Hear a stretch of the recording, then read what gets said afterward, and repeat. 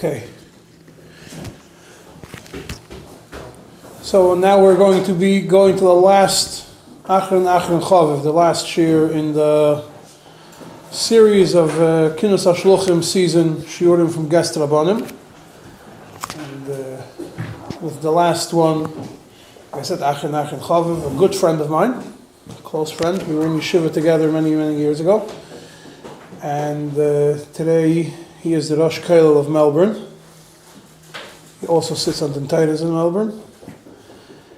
And a very knowledgeable Jew, a big Talmid Chacham, is going to be giving a shiur on a topic that you're learning in the morning in Hilchos Eruvin. We had 2 days ago speaking about Hilchos Yonason in the morning, so now we can speak about Hilchos Eruvin in the afternoon. Rabbi Yonason Johnson, please. Put the microphone on you. This way.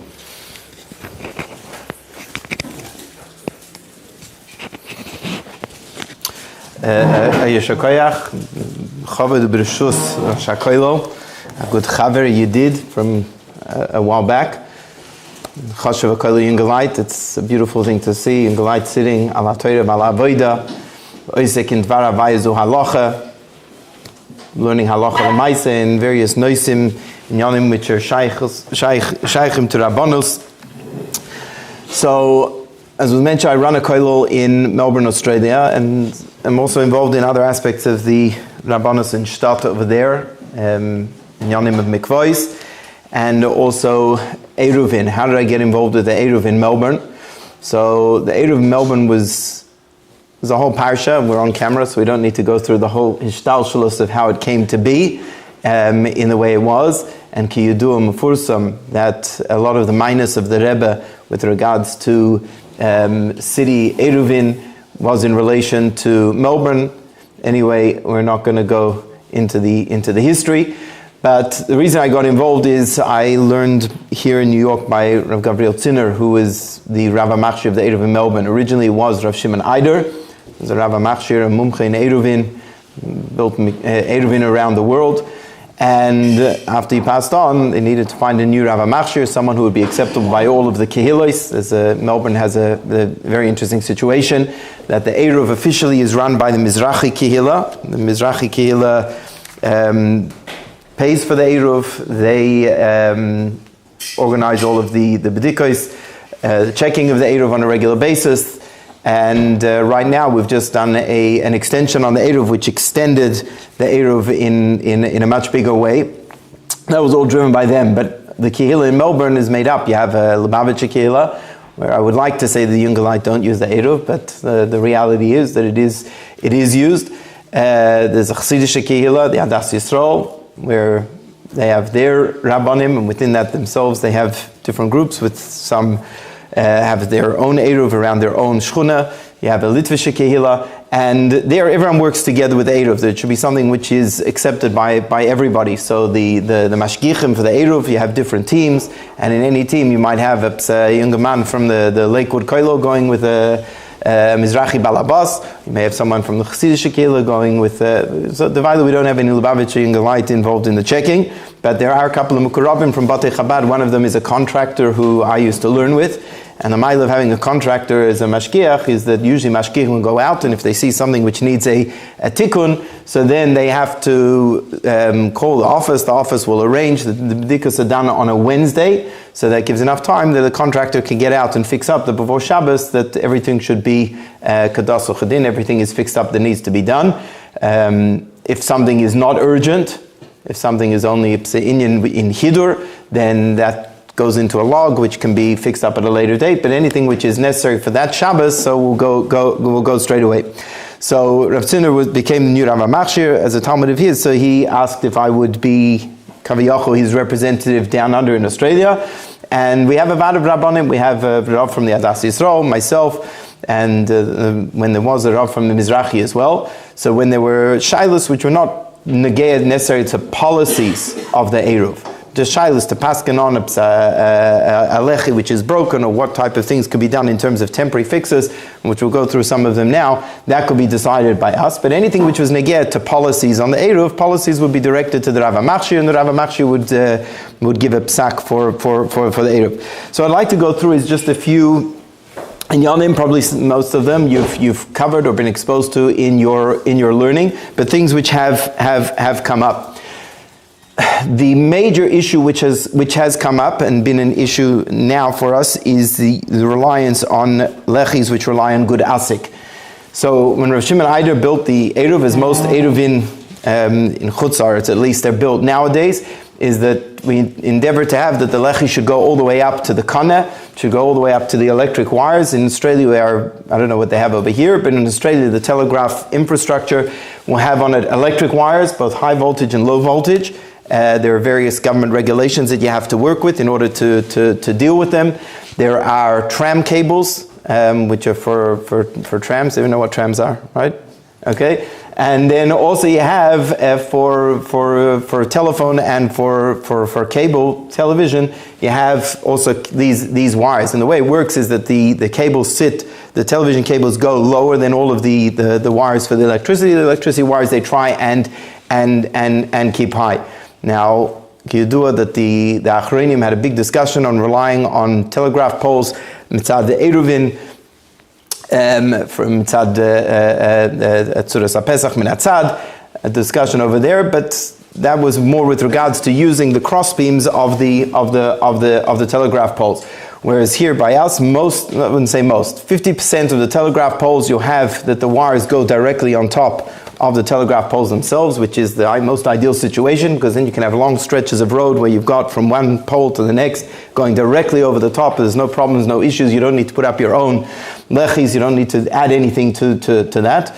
But then you have places where you have the wires running along the side, and you don't have it directly on the top, and then we have to put up our own lechis, which are in the form of the plastic conduits, and we try to go it up. That was the policy of Rav Shimon Eider when he put up the Eruv, is that wherever possible, the lechis should go all up, and that's how it was, with the exception of one or two places where it was not possible to do. There are places where we have to put up our own wires, but that becomes a whole parsha. In Australia, everything is very, very technical and legal, and you need to get reshus, you need permissions to put up anything on the poles.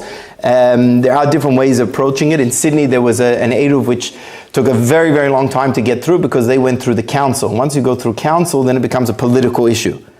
Right? I don't know if you saw the case. The case is in the North Shore of Australia, in Sydney, and there was a lot of anti-Semitism which came about as it, because you have these from Jews, and the misunderstanding was they want to come and build walls around the community. They want to make a ghetto. And even when you started to explain exactly what Eruv is, but council, they're reliant on people's votes, and therefore they don't want to do things which are going to make the residents nervous.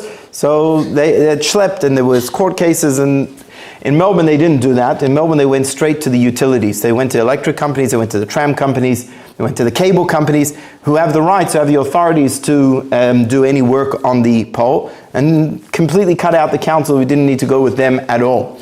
The contractor that they took is the contractor who works for the electricity authority. So that means he himself can take achrayus to go and climb up the poles and to work with it. So when the Eruv was first done, so then it came out all of the lechis went all the way up, and that's the most ideal situation for the various reasons that we're going to discuss. But when it came to the extension that was just done, it was just finished now, and it was an incredibly large shetach that had to be included in the Eruv. So either it's because the laws changed, or they became more careful in scrutinizing the what was being done, and many places we weren't able to put a lechi going all the way up. So the way it works is that you have to stay, depending what the cable is. A high voltage cable, you have to stay 2 meters away, so it's approximately 6 feet away from a high voltage cable. You can't go anywhere near it. And if it's a low voltage cable, you have to stay 1 meter, so approximately 3 feet away. If it's a cable for telephone or for television, then you can go all the way up. There's no voltage, there's no electricity. You can go all the way up. So in those places, that's fine. When you have the optus cables, we call them, so the optus cables, you can have a lechi going all the way up. That is fine. But when you get to these places, and you have to go from the lowest wire. So ludugma, even when you want to use, because sometimes the wires might be too far away from the telegraph pole to be able to use them as your kana agabein. So in such a case, you won't be able to use the lower wire. You have to use a higher wire, which is closer to the telegraph pole, and you'll be able to have a lechi that sits underneath it. So even in those cases, you have to still be the minimum distance from the lower cable. So let's say you're using the high voltage travel goes on the higher level, so you have to be 2 meters away from that. But if you want to use that cable, and underneath it is a low voltage cable, you have to be a meter below that. So you can end up 3 meters away from the high voltage cable. So that became an issue, because that was going to be a change in policy from the Eruv by and large, whether we can start using it wholesale in a very large way to rely on good asik. Now, good asik is a klara din in the Shulchan Aruch. Machlokes Rav Sheshes, Rav Nachman, the Gemara Yud Aleph, and we pass on like Rav Nachman that good asik, you can rely on good asik for a lechi as long as the lechi itself is 10 tfachim, as long as it's directly under the cross wire from the telegraphs, it's directly under the koneh. And we'll talk about how exactly you measure that. There's two mahalchim and how we actually approach that. So that's enough to be considered as a tzuras HaPesach. There are those who want to explain the ganz machlokes Rav Sheshes and Rav Nachman is that according to Rav Sheshes, that you actually have to have a tzuras HaPesach mamish, that it must be a doorway mamish. We see this in a number of halachas.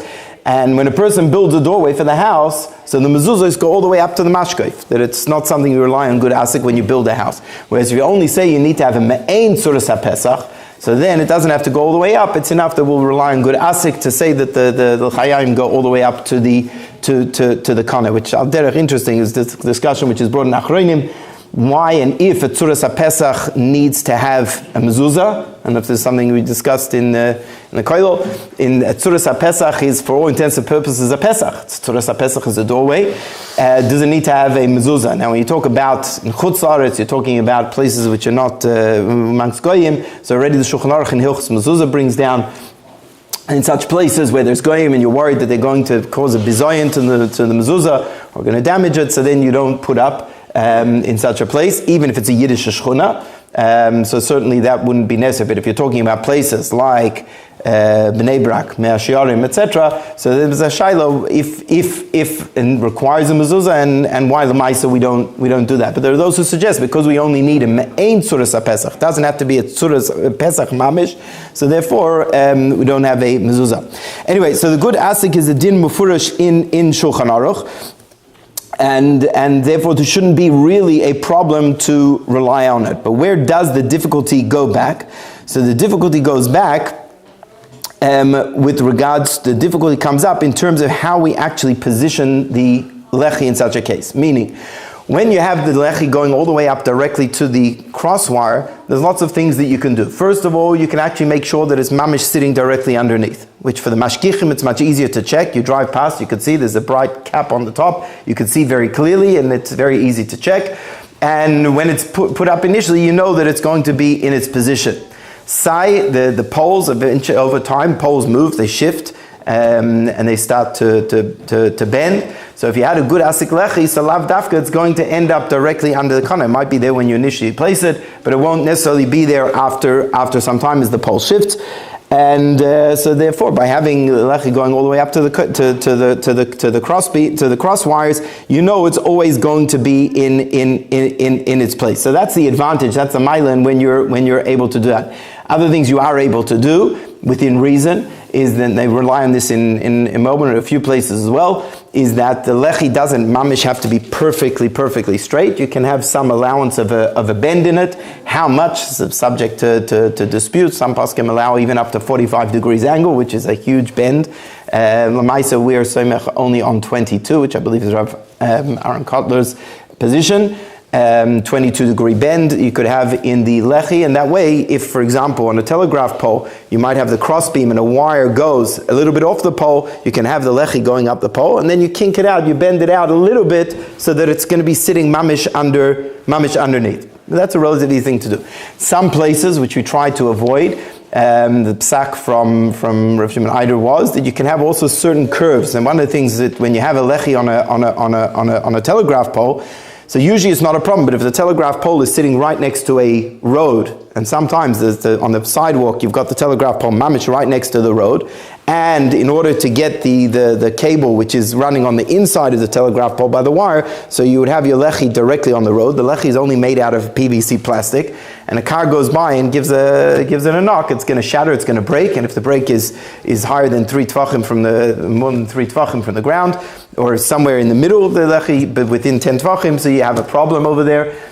So sometimes what they do is they put the lechi slightly to the side and then bend it slightly around the pole so that it then comes up on the face of the pole underneath as well. And again, within reason, as long as it's not something which mamish looks very, very, very twisted, as out of the ordinary, one could rely on that as well. So wherever possible, we try these types of things in order to do it. Eitzes that you could do in that case is that they also have, I don't know if they have them over here, but they have metal cover guards that sit for other types of infrastructure. They might have electric wires that come down from the telegraph poles. So they have these metal, it could be square, it could be triangle shaped, it could be like a gutter where the metal will sit, it's hollow in the middle. So sometimes you could put those as casings around to protect the lechi as well. But if it's sticking out in the road, that's going to damage the car. So you can't do it in that situation. So when you have the lechi, once the lechi is 10 tvachim tall, so then really it could go up as high as you want. Mashmos of the Shulchan Aruch, it doesn't matter. It could be as high up as you want. You could have the kana, you could have the kana agabein. As long as 10 tvachim, so it's oila gudasik is oila ad lamayla, and it's considered fine. There are those paskim who are more machmir. The Darkei Moshe brings from Mordechai that says it shouldn't be that high over the top. I think it was a shiur of 4 or 6 amos, and there are those who say that it shouldn't be more than 20 amos above. If you're relying on good asik, it shouldn't be more than 20 amos. But the Maisa halacha is that it could be as high as you want. There is no maximum height of a tzuras HaPesach, even when relying on good asik. So we mentioned that we know the Shulchan Aruch brings down, and we have Taz and Machlokes and Shittas HaTaz, that you have a Tzuras HaPesach min hatzad. And in the case of Tzuras HaPesach min hatzad, which we're all familiar, that's when you're talking about a lechi, where mamish you have either it's at the top of the pole, but it's coming off on the side.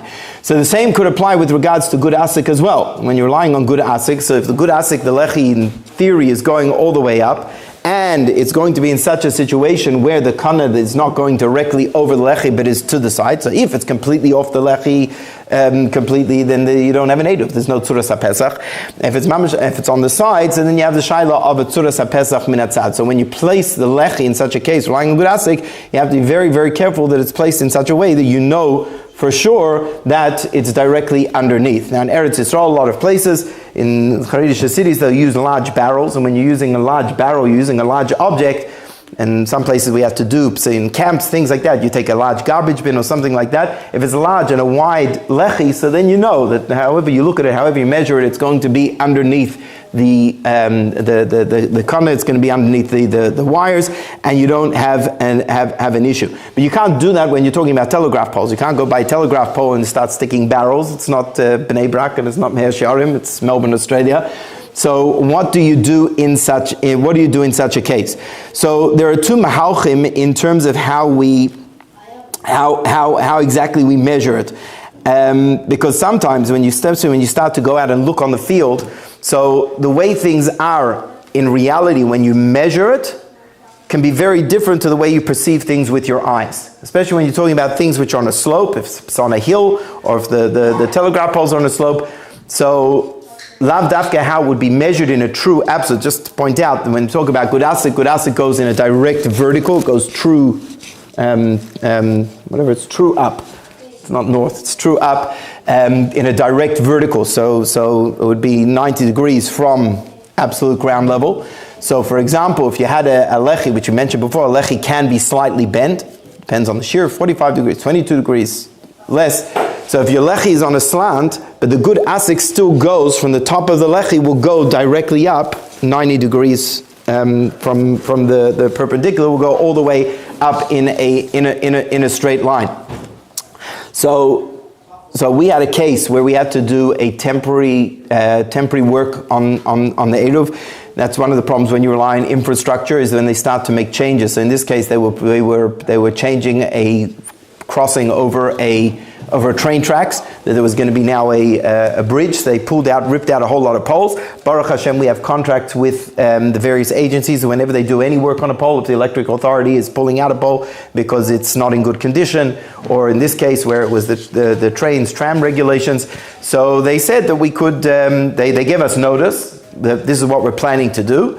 And we had to go out there and we had to find an alternative route how we were going to deal with it. And this is where some of the shilas that we're speaking about come about. So that was one place before we even got to the extension where we had to rely. It was only a temporary fix, and we had to rely on good asik in such a case because we weren't able to get something going all the way up. So in this case, if you look from the bottom of the pole and you look up, it will look to your eye, to the human eye, to the naked eye. It will look as though mamish the lechi is sitting directly under the kana.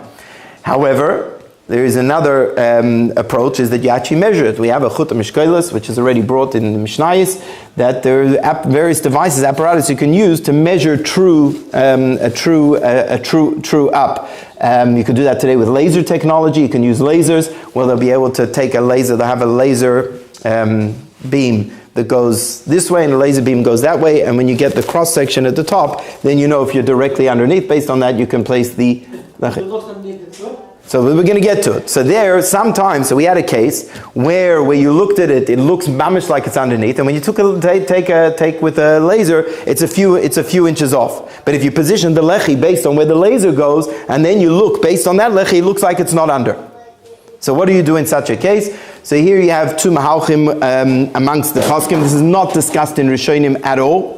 How exactly you position it. We know the good asik is fine with paskin like Rav Nachman, but there's no actual discussion of how it should be measured, whether it has to be based on the viewer, on how it looks to a person or not.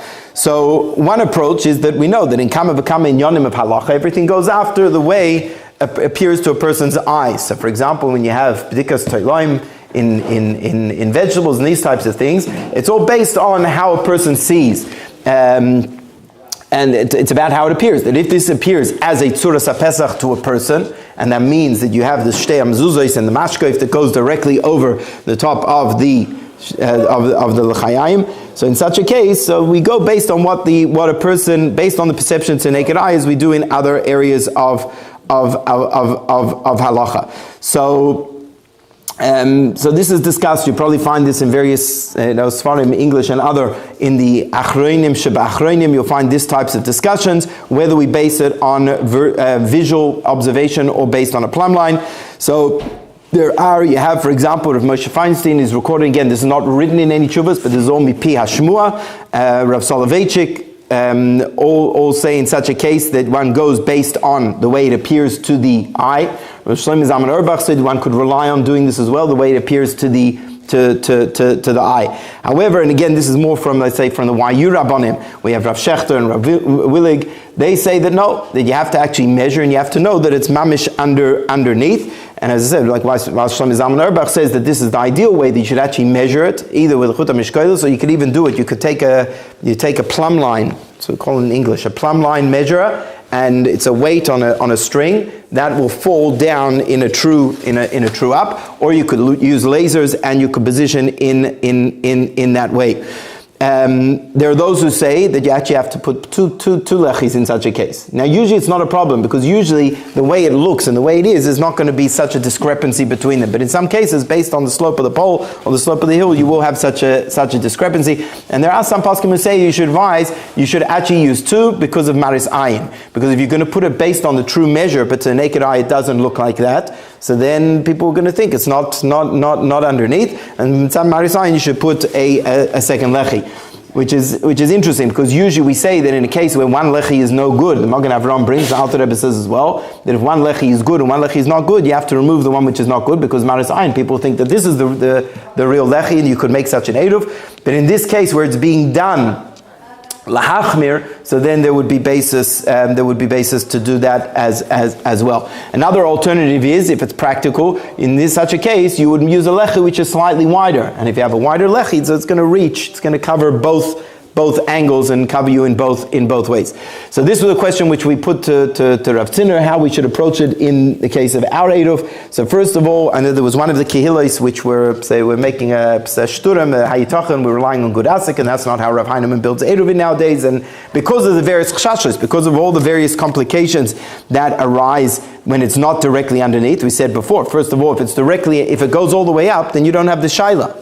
Right? You don't have a shaila, you use a plumb line, or whether you use based on vision, because it's mamish going all the way up, and you can bend it so that it should fit it underneath. You're not going to have the shaila, and also that makes it easier for checking. So inside those milas, they said that we shouldn't. They were saying that we shouldn't change, but it wasn't shaykh. Now in terms of the extension.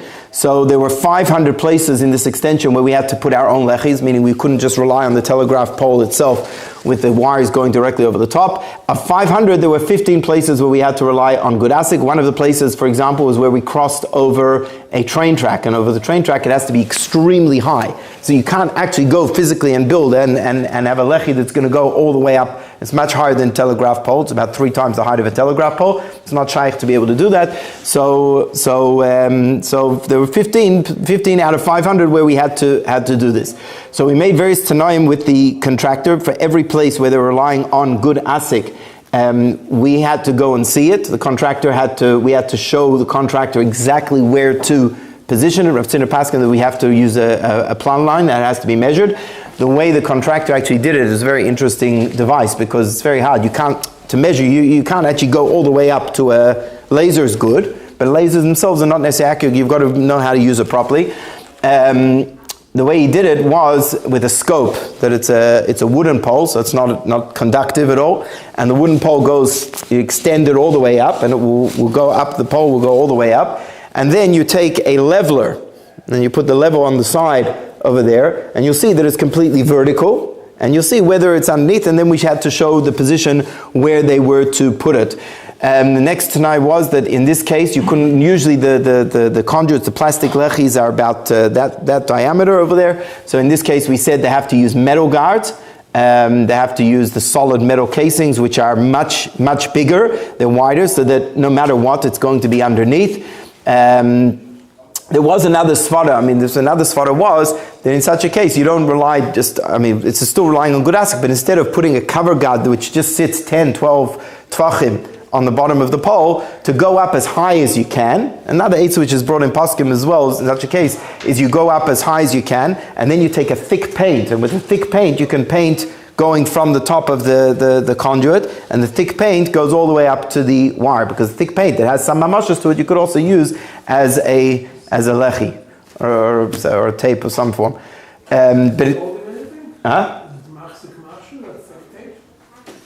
Would it machshib delas shokash? And how heavy is a delas shokash? That's you're going. I think a delas shokash means that it's a mamash a koldu. It's not. So one svara was that you would go as high as you can. That wasn't necessarily practical to be able to do it. First of all, it's the wires can move around with the wind. And if you're going to go up with a very small plastic conduit, because the moment you put things high up, it's got to be small and less visible, it's much harder to ensure that it's underneath. So we said that it has to go at the base, has to be a large metal guard, and when it's attached to the pole, so it's attached in such a way that it's not going to shift around, it's not going to move. So we also gave a t'nai that this has to be checked every single year. It has to be verified again that the lechi is in the correct position. Based on a measurement, and that will be done with the contractor in that case. So that was one issue. Another issue that came up was the case of a lechi ha'imedis b'reshus hayachid. You decided to go with the paint or not the paint? No, we didn't go with the paint. We used a wide metal guard that sits against the bottom of the telegraph pole, and that was the psak of the Rav Machshir. Why that you check every year and they do you check every week? Okay, so So the reason we check the Eruv is because even though it's a chazaka, but it's a chazaka shasui l'shtanos.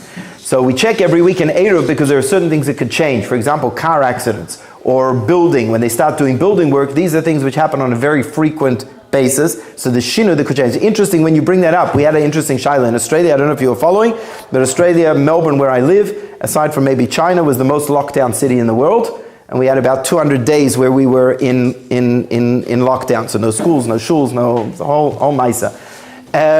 One of the shilas that came up is there were all sorts of restrictions on travel. At some stages you mamish couldn't go out of your house except to exercise for a very short amount of time. Then they let you out. You could go up to 5 kilometers away from your house, then up to 20 kilometers away from the house. So it became a very real shaila that it could be a situation when the mashkichim are not able to go out and check the Eruv on a weekly basis as they do. So the shaila was, how much time can we actually, how long can we actually rely on a chazaka? Baruch Hashem, it never came to that, and you're allowed to go out for a drive as long as you stay in the car. So staying in the car, they were to go. But we had to be prepared to know what type of chazaka we could rely in that case. And really, what was that? You check the whole Eruv every week? Yeah, there's 3 teams that go around. The whole Eruv is checked every single week on a Wednesday. Interesting shaila as well. When you've got kfiyas, because you have to also allow time to fix it up. So when you have Yom Tov that's Thursday, Friday going into Shabbos, so to go check on Wednesday doesn't leave any time to fix it up. So can we go checking early in that case on a Monday or a Tuesday? Mice obviously B'leis Pereira, so you do it then. Because you're in a bind, you have to have enough time to fix it. But on the other hand, it's things could change even after that. So because things change, it's very hard to go more than week to week. The Shas Adchak could go up to a month without checking. But in this case, these are the types of things which are not going to change. Meaning the change that may or may not happen is not something which is motzui, because it's mamish, a solid metal piece that's drilled into the pole. Now again, there could always be, now something like that, if we're worried about vandalism or someone saying, so that the regular checkers will check anyway. They'll check the lechi itself, but to check that is mamish underneath, and again, because the wires themselves are held to secure to the poles, and the lechi, it's not like we're putting a lechi under where the wires are going to blow in the wind and are going to move around. It's mamish where it's attached to the pole. So the likelihood of it moving is not such a great likelihood. So another place what we had to do was, when we had to make this temporary change to the Eruv, is we had to connect. There was a big fence that goes around a horse racing place, and we needed to connect to that. That was very easy to do because we had a telegraph pole that was sitting mamish next to it, and we could go across from one wire to the next. That was fine. You follow the thing all the way around, the fence from the course, but then you need to connect back up to the existing Eruv.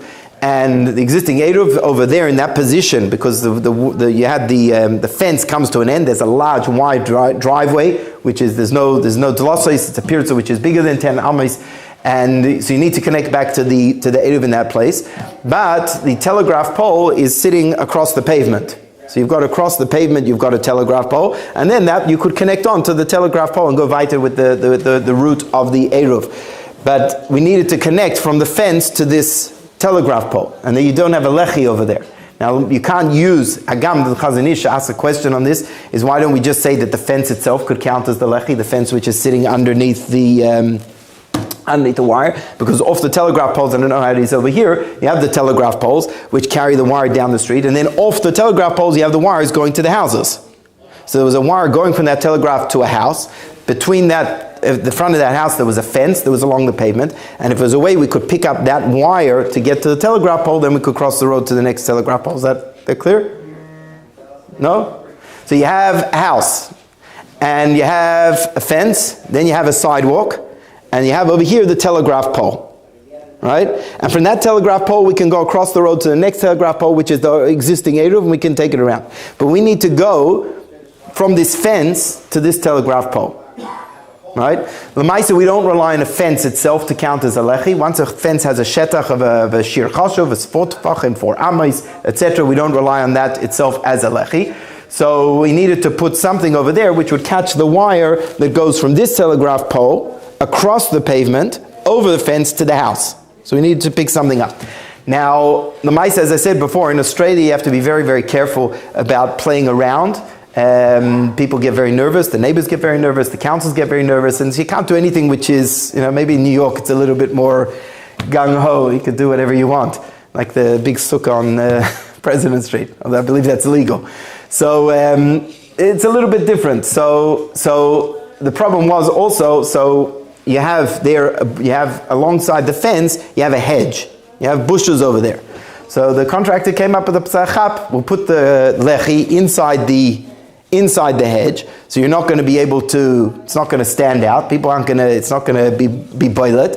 And in such a case, you could have a lechi that's going to be measured with the lasers, it's directly under the wire, and that way you'll go from one to the other. So that raised the whole issue of a lechi ha'omedes b'reshus hayachid, which again is not something which is really discussed in Rishonim, for a Tzuras HaPesach at least.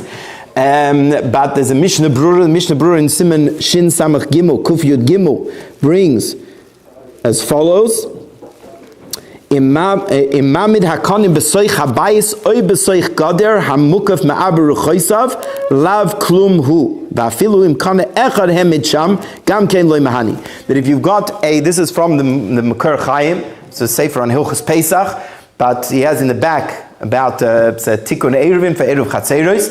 And he says that if you have the lechi standing in a Reshus HaYachid surrounded by a Reshus HaYachid, so it's surrounded by walls itself, so then it's lav klumu. Then you can't count that as a Tzuras HaPesach, even if only one of the kanim of the Tzuras HaPesach is standing there. Now that applies not just to this case of the hedge, but you have, for example, and this is discussed in Achronim, that you have a Tzuras HaPesach, and for various reasons, for example, it might be because of anti-Semitism in certain places, that you can't put, that vandalism happens. People do vandalism to the Eruv if they know where it is. And so you want to put the lechi, you want to have it in a Yiddish reshus, inside of a property behind a fence, so no one can touch it.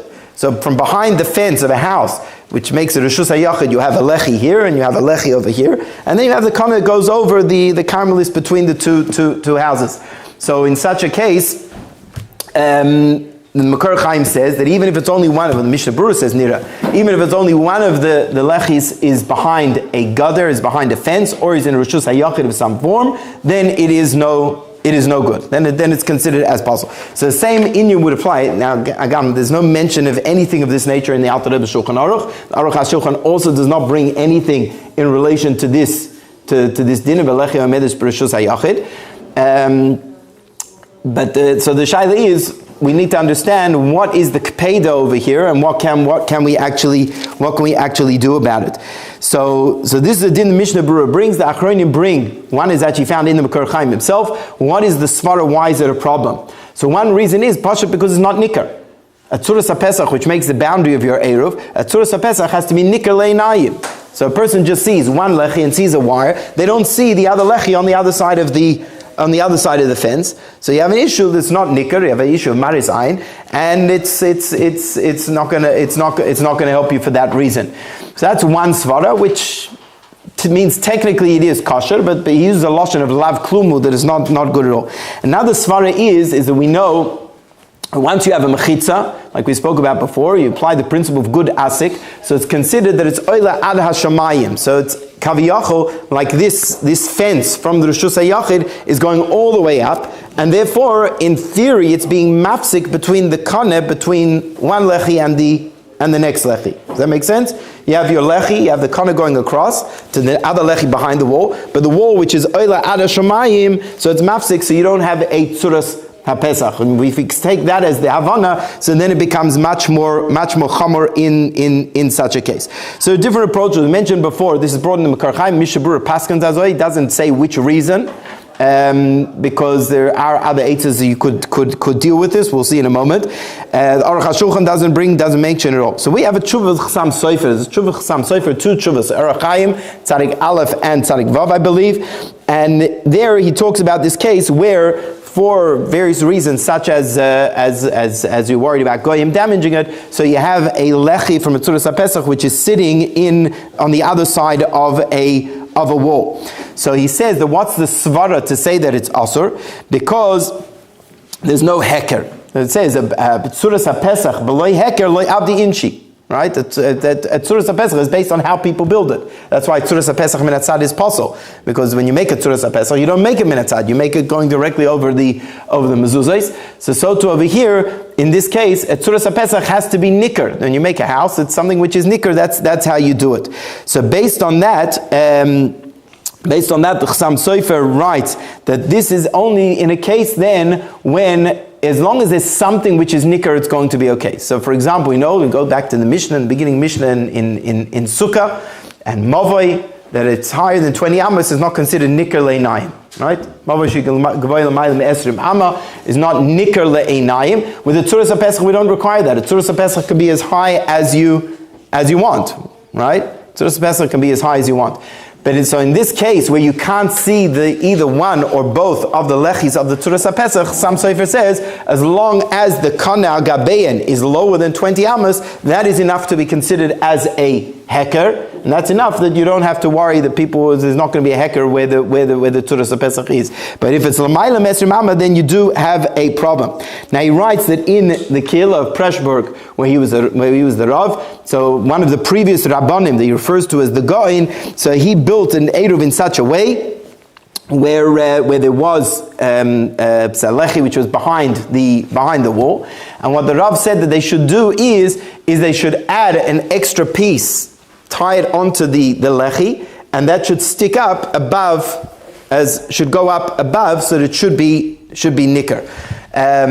Should be nicker above the wall as well. So he asks his makshaps shaila on this. If it's not going to be protruding into the mava itself, then how could that be okay? But l'maisa, he's not going to change from the psak that was existing from the goin as well.